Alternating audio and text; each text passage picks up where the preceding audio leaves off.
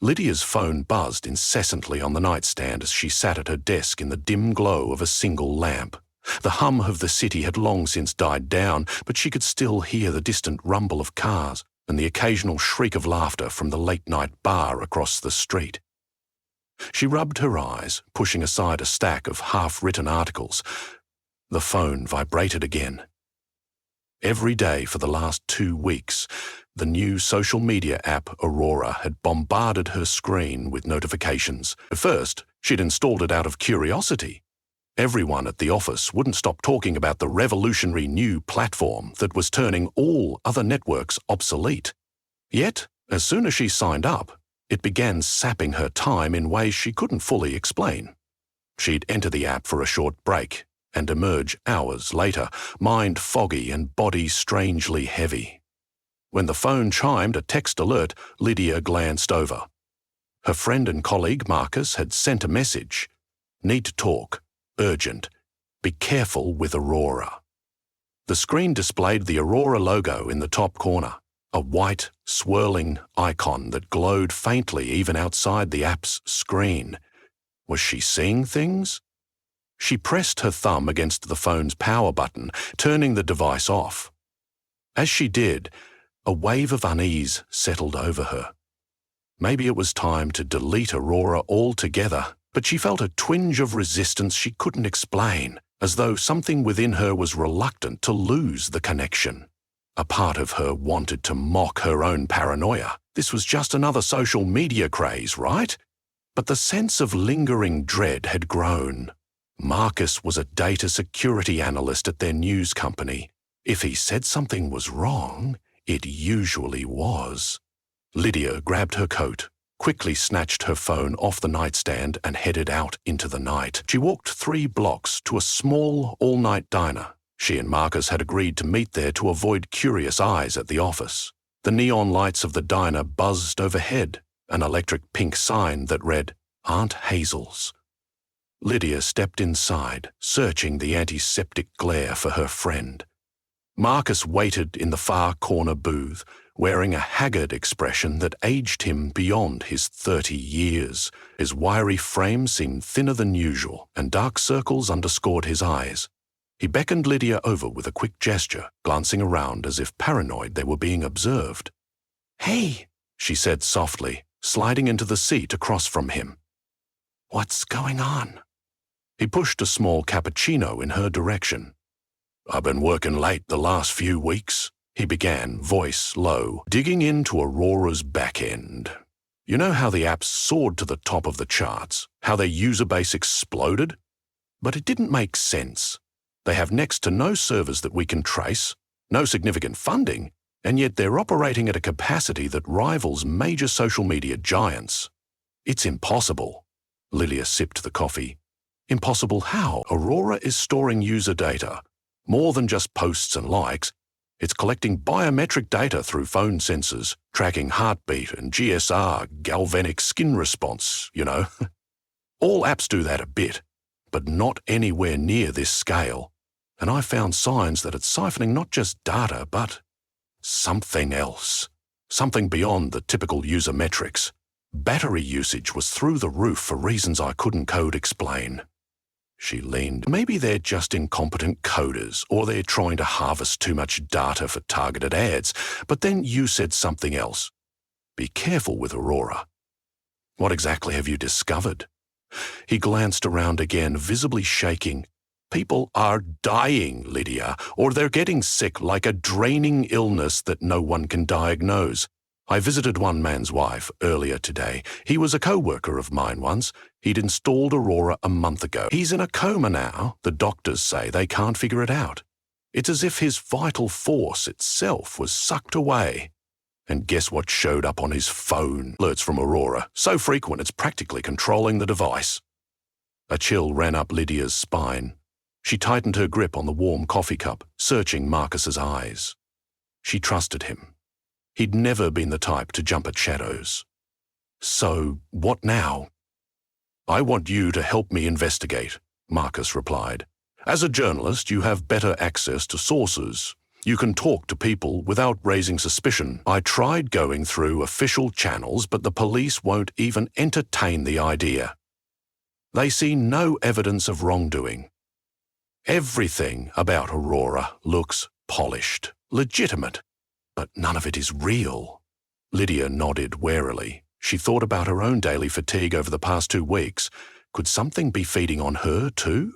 That was the moment her phone decided to power itself on without her pressing a single button. The screen glowed with Aurora's swirling icon. Her heart hammered in her chest. Marcus raised an eyebrow. "Come with me," he said, sliding out of the booth. "I know someone who might help." They left the diner behind. Marcus's car was parked nearby, an old sedan with multiple scuffs on the side. He drove them through narrow streets until they arrived at a run-down building squeezed between 2 modern high-rises. The windows were boarded up, but an overhead sign reading "Amulets and Ex-Hires" had once been bright green. They got out and Marcus tapped on a side entrance. The staccato knock echoed faintly. A small wisp of smoke spilled from a crack in the door as it slid open. A young man in a patched hoodie peered out warily. Marcus gave a tense smile. "We need to see Juno. It's urgent." The man looked uncertain, but opened the door just enough for them to pass. Inside was a cluttered space filled with a tangy scent of incense and musty leather-bound tomes stacked on shelves that reached the ceiling. Glass display cases lined the walls, each containing peculiar objects, crystals, talismans, even what looked like a shriveled monkey's paw. Lydia tried not to stare. She followed Marcus deeper into the shop until they reached a small office in the back. A mild-faced woman with cropped silvery hair sat behind a desk, wearing mismatched rings on each finger. She gestured to them to sit, never taking her cool gaze off Lydia. "I hear you have a problem," she said, her voice calm yet resonant. "Marcus told me a bit about this Aurora app. I sense dark magic swirling around it. Something old, something powerful." Lydia wasn't used to talking about magic as if it were real. She'd grown up in a small, practical family that never dabbled in anything esoteric, but the tension in her friend's face and the dread in her own heart told her she had to abandon preconceptions. "Yes," she said, voice trembling. "We believe it's behind a series of unexplained illnesses, even deaths." Juno pulled out an ornate magnifying glass and motioned for Lydia's phone. With some hesitation, Lydia handed it over. Juno waved her free hand in a slow, hypnotic motion above the device. Her eyes narrowed. "The aura around this app is rife with necromancy," she said quietly. "It's siphoning vitality, life energy." Marcus exhaled in relief, as if having another person confirm his suspicions validated his own terror. "What can we do to stop it?" Juno set the phone aside.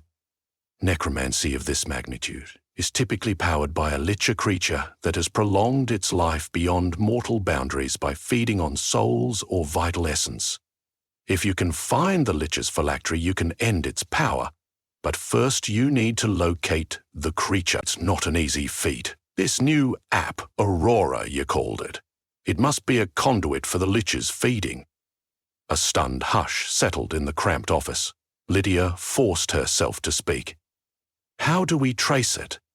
Juno rummaged through her desk drawers and withdrew a small, cameo-shaped pendant, inscribed with a swirling symbol not unlike Aurora's icon. "A brand of illusions," she murmured. "I can create a ward that will temporarily protect you from the lich's probing. It will keep your souls anchored so you're not fully vulnerable, but it only works for a short time each day. If you want to fight this creature, you'll need to go all in, and quickly. The more people that install Aurora, the stronger it becomes." Marcus nodded. "We suspect the main server, or controlling point, is in an upscale corporate building in the city. The domain records for Aurora lead to a shell company that owns a penthouse floor in the Sheridan Tower on Maple Street. If the lich is physically present, it might be there." Juno offered them vials filled with an ochre liquid. "Drink these once you begin," she instructed. "They'll help you see through illusions." And take these pendants. They will dampen the siphoning effect, but they won't make you untraceable forever. You have a small window to act." Lydia swallowed hard. She had never believed in the supernatural, but the creeping sense of dread and the bizarre behavior of Aurora's app was too glaring to ignore. "Let's do this," she said, sharing a decisive look with Marcus. The next morning, dread set in as soon as Lydia woke, phone going off before she had a chance to stretch.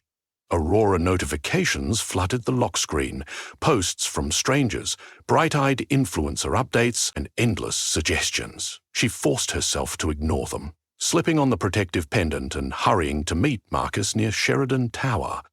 The building itself was a gleaming testament to modern architecture. Steel and glass soared into the sky, catching and reflecting the morning sun. The doorman barely glanced up as they made their way to the private elevator bank. Marcus tapped a piece of plastic he'd finagled from an old contact, and the elevator slid open. Inside, a hush fell over them as they rose higher into the tower. The overhead display stopped at PH, the penthouse level. When the doors opened, they stepped into a stark foyer with marble flooring that echoed with each step. A single door loomed at the far end, glossy black with no visible handle. Lydia felt a tingling beneath her collarbone where the pendant rested. The sensation grew sharper as they approached. "Hold on," she whispered. She slipped the vial out from her pocket and uncapped it, taking a hesitant gulp of the bitter liquid. Marcus followed suit. At once, the corridor's outlines rippled like a mirage. Old runes glowed faintly on the walls, though the elegant modern architecture remained intact. Some illusion had been layered on top, now partially revealed by Juno's potion. Marcus pressed a shaky hand to the glossy black door, and it swung inward on silent hinges. The room beyond was a lavish penthouse suite. Floor-to-ceiling windows framed the city below, and sleek, minimalistic furniture sat upon polished marble floors.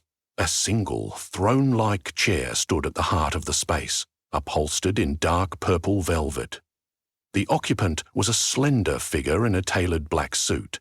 Their face was hidden by the reflection from the window, but from the posture alone, Lydia felt a predatory stillness. The figure slowly turned. Their eyes were a swirling ember color, almost mesmerizing. The face was pale, yet strangely ageless. The corners of the figure's mouth curled in a knowing smile. "Welcome," it said, voice echoing with the timbre of countless ages. "You came sooner than I expected. I've only just begun to feed on this city's potential." Lydia's heart pounded as she and Marcus stepped forward, her palms sweaty around the pendant. "You're behind Aurora?" she forced out, voice trembling. "You're the one stealing people's life force?" The figure chuckled softly. "Stealing? I merely gather what is offered. Humans crave connection and immortality in digital spaces. They sign their souls away for illusions of fame." It rose from the chair, and for a split second its reflection in the window flickered, an emaciated corpse in regal robes crowned by a faint wreath of black fire. Then the illusion snapped back to the smooth-suited figure, but the faint stench of decay clung to the air. Marcus took a step forward. "We know what you are, a lich. We've come to destroy your phylactery and end this." Grim satisfaction played across the lich's lips. "Do you think it's so simple? My phylactery is well protected." Tendrils of dark energy flicked around its fingertips, crackling in a low hum. "And you?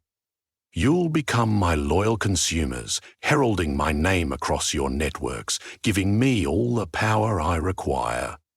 Suddenly, Lydia's phone sprang to life, again without her touch. Aurora's icon glowed, shining through her pocket. She felt a sharp tug inside her chest as though something were trying to yank her essence out through her rib cage. Her breath caught. She staggered. Marcus reached for her, but he too gasped, struggling to stand as the air turned oppressively cold. "It's feeding!" Lydia managed to choke. She recalled Jean-Paul's words. The pendant would protect her for a short time.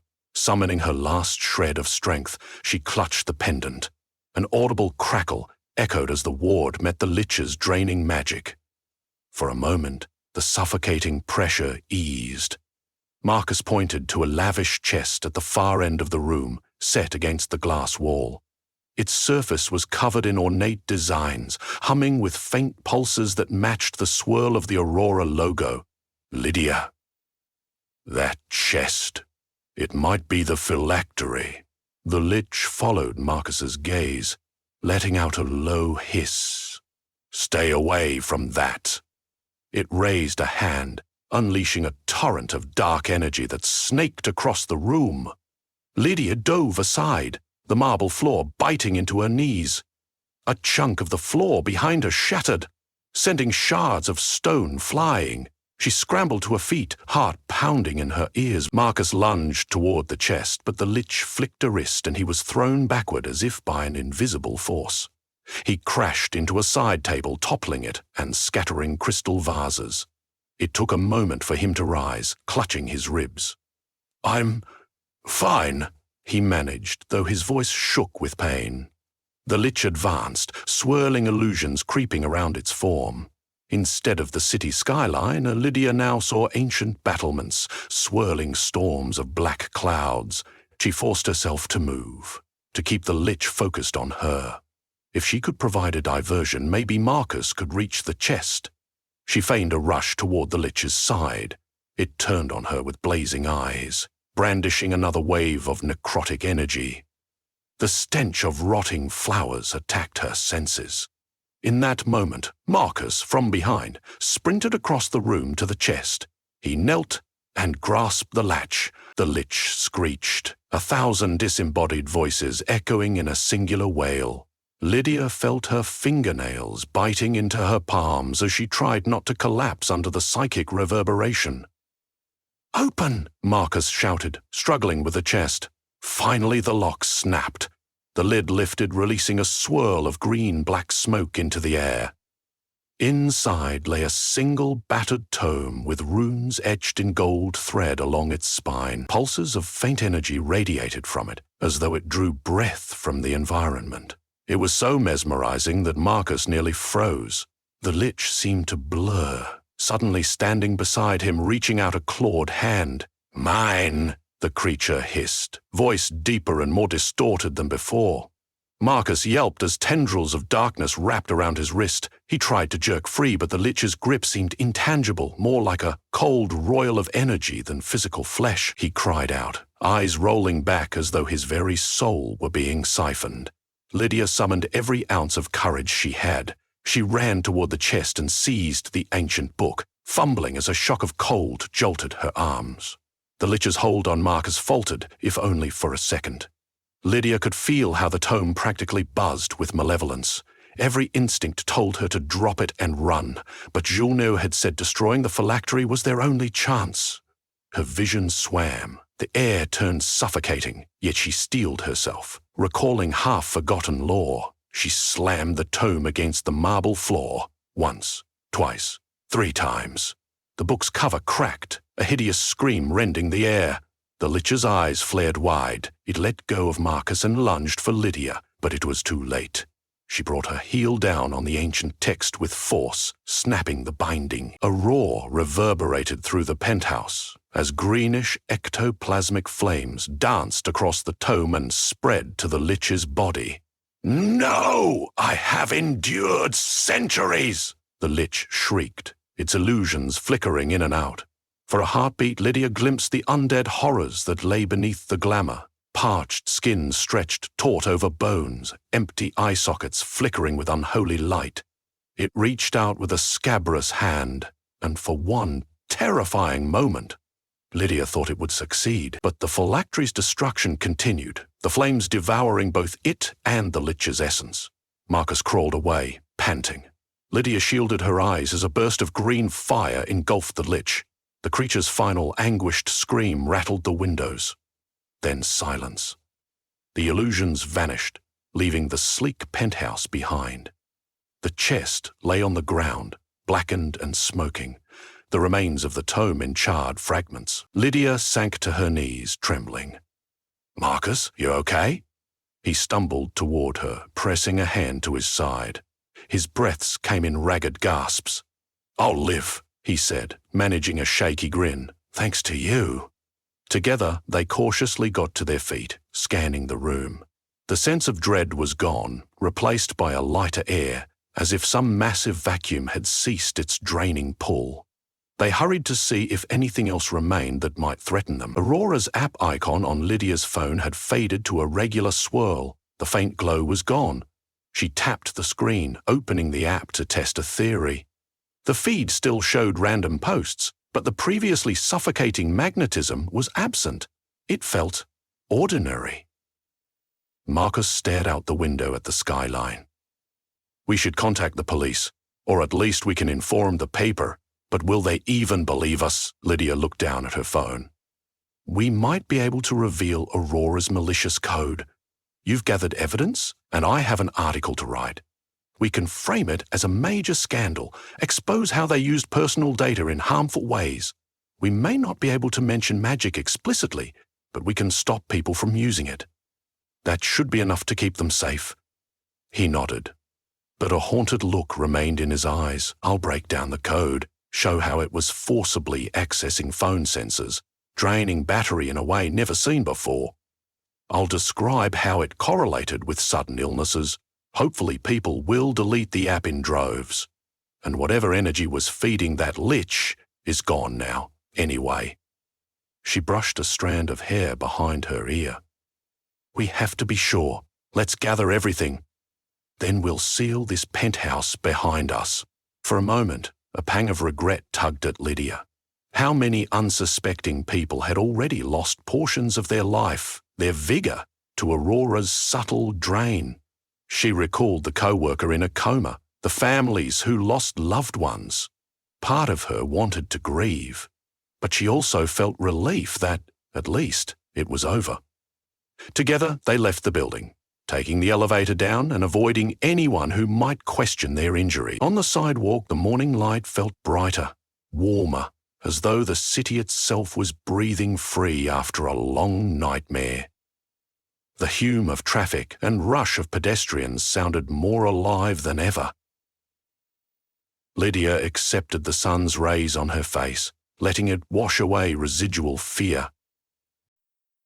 She and Marcus parted ways, she to the editorial office to write the biggest story of her career, he to his data lab to compile the evidence. In the following days, Lydia's article went live describing Aurora as an app that dangerously accessed private phone features, leading to multiple health incidents. Though many in the public were skeptical at first, the outcry was immediate. Lawsuits, regulatory investigations, and talk of an outright ban filled the news cycle. Aurora's user base dropped by millions overnight. Within a week, the app's developer accounts vanished. No PR team emerged to defend the brand, and all traces of the shell company behind Aurora mysteriously dissolved. Meanwhile, Marcus's in-depth analysis helped quell rumors that Aurora was simply innovative technology. The official narrative became that it was a data harvesting scheme. Still, neither he nor Lydia could forget the truth. Beyond the laws and corporate smokescreens lay something far darker. Occasionally, Lydia would sit at her desk at night, phone silent, the Aurora icon gone. She would feel a ghostly tug, almost like a whisper from another realm, reminding her that the world was far more complex than she'd ever imagined. Juno contacted them once just to ensure their wards were still holding and to promise help in case of future threat. They tried to return to normalcy, covering city hall budgets, local business openings, the usual humdrum stories. But whenever Lydia saw someone brandishing the next must-have app, a sliver of unease prickled the back of her mind. She knew that behind the glossy marketing, behind even the most innovative technology, ancient shadows could lurk. In one quiet moment, on a late evening in the office, Lydia finally allowed herself to revisit the events in her head with some sense of closure. She remembered the regal posture of the lich, the flicker of that rotted corpse beneath the tailored suit, and the terror that had coursed through her veins, but it was done. The city was safe. People were waking from their comas, regaining strength. The news reported miraculous recoveries. The memory of Aurora would linger, but the immediate threat had been neutralized. Exhaling softly, Lydia saved her latest article, closed her computer, and gazed out the window. There was a spring rain tapping softly against the glass, each droplet shimmering under city lights. Life moved on in its chaotic, beautiful dance. She could almost sense that, all of them, a million souls flowing through the streets, had narrowly escaped a nightmare. There might be other evils, other illusions in the world waiting for unsuspecting verdicts. Yet for now, as far as Lydia and Marcus were concerned, they had triumphed. Even the darkest illusions can be dispelled when confronted with truth and a determined heart.